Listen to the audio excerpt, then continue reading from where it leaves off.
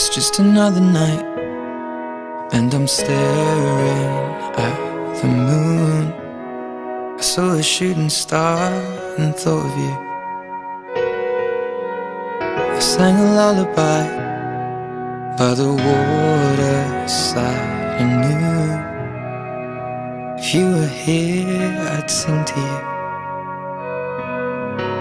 You're on the other side as the skyline splits. It's like the confirmation of what I had in my high school, because I also come from a Catholic school, and it's more of the application of my faith.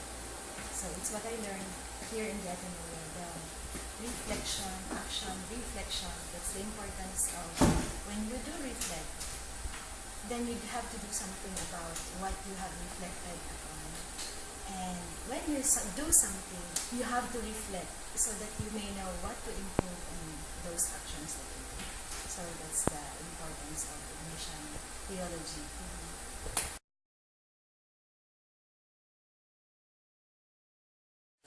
Sige, helpful siya in a way na siya ang nagiging guide ko sa pang-aral daw na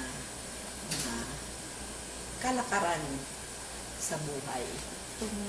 Iyong panalmingan mo kung ano si nanoodan mo sa theology, not only theology, minsan ang concept college. Pero since elementary, ako niya, St. John ang palansyahali, talagang, kumbaga na-instill na yan sa mo, ini ang bawal, ini ang day bawal, ini ang dapat sunodun mo because this is the teaching of God. So if as a Christian, ang aim tabaga is to be with God. So if you want to be with God, go with His teaching. Hindi ka magsalungat. Otherwise, duman ka sa nag-aarab-adab.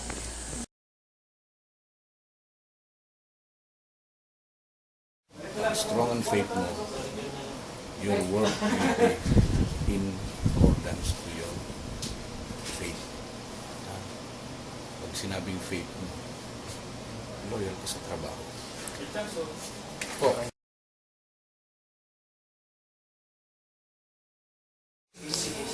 How important po about this theology for you? Theology, to me, for me, is theology, one, salvation history. So, bali, I can recall years ago when I was younger. When I took the subject, I can still remember the room and my teacher and the block, even if I'm not part of that block. So, salvation history is a very essential subject. Perhaps many students will say that it's a boring subject, and then some are not interested to take the subject because they think that it is confined merely to religion, history. So openness is really needed so that students will be able to appreciate the subject. Salvation history as a whole, as I can recall, we're able to discuss so many names, places, events, and at first hindi ko agad siya na-appreciate kasi especially yung times that I need to read and read and read, and for during quizzes we need to memorize.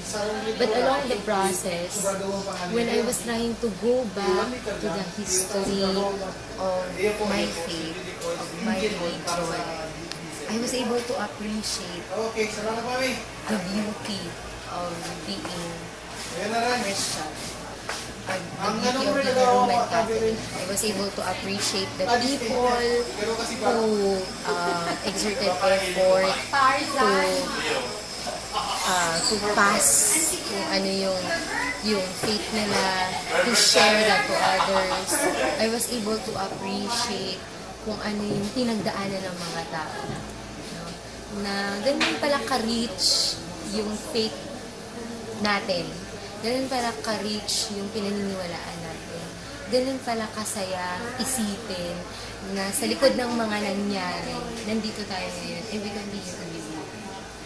So it helped me a lot to appreciate God.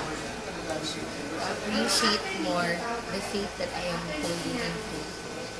So, masarap isipin na I'm part of it and may mga tao na nagpatuloy at nag-share. Thank you po, ma'am. Very, very, very inspiring. So, you have to be very open. Thank you po.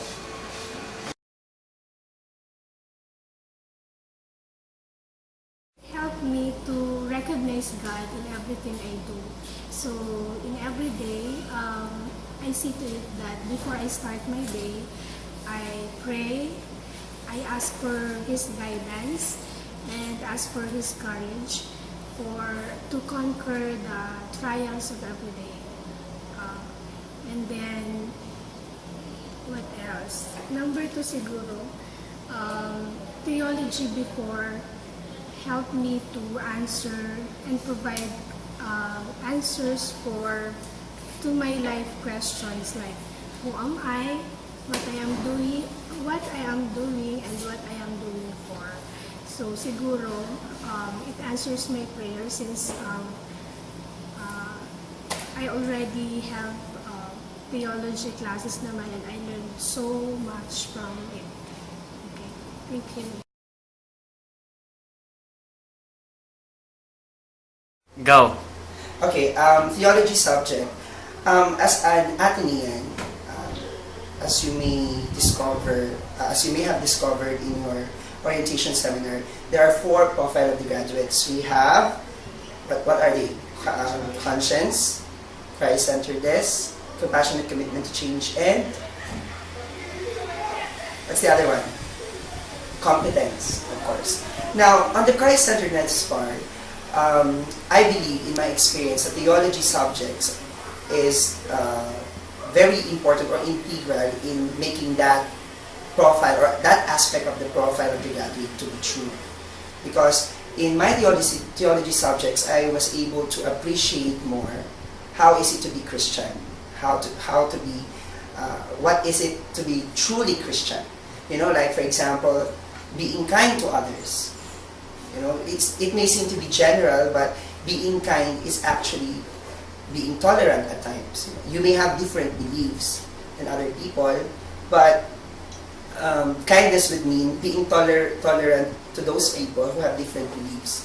Okay, they may have different beliefs than you. So, example that one, and then another one would be whenever you're miserable.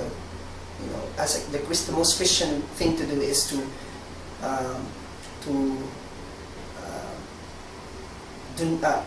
not pass on that misery onto others. So even though I'm miserable as a teacher, for example, I have a lot of things to worry about, especially with my job and the house and everything like that. So there are some instances where I really found it difficult to go through with the day. So it's very stressful. But I always make it a point that when I go to my class, I won't pass that misery onto others, that feeling of misery, because that also is very unchristian. And these 4 subjects, these theology subjects, makes it or forms that kind of Christian view. Okay, so in the Church of Sacraments, you know, the more you engage in these theology subjects, the more that you come to understand. And when you understand your subjects, then you will have more appreciation. Then that would give more meaning to why you are a Christian and who you are as a Christian. Thank you, sir. Through your faith, you know your schedule, how to work, and how to serve your family. Thank you, sir. Thank you. Miles away from seeing you, but I can see the stars from America. I wonder, do you see them too? So open your eyes.